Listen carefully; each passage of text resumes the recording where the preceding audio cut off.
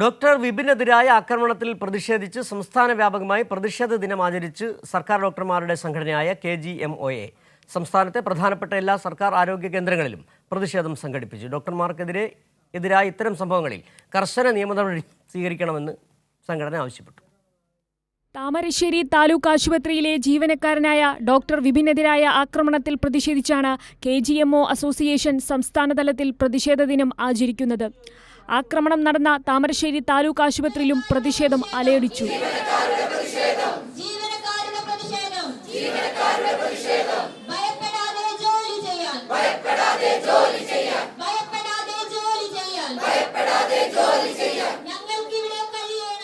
പ്രതിഷേധത്തെ തുടർന്ന് എല്ലാ സർക്കാർ ആശുപത്രികളിലും OP സേവനങ്ങൾ പൂർണ്ണമായി തടസ്സപ്പെട്ടു. സംസ്ഥാനത്തെ എല്ലാ ജില്ലകളിലെയും മെഡിക്കൽ കോളേജ് ഉൾപ്പെടെയുള്ള പ്രധാനപ്പെട്ട ആരോഗ്യ കേന്ദ്രങ്ങളിൽ KGMO അസോസിയേഷൻ പ്രതിഷേധ സംഗമം നടത്തി. കൈരളി ന്യൂസ്, കോഴിക്കോട്.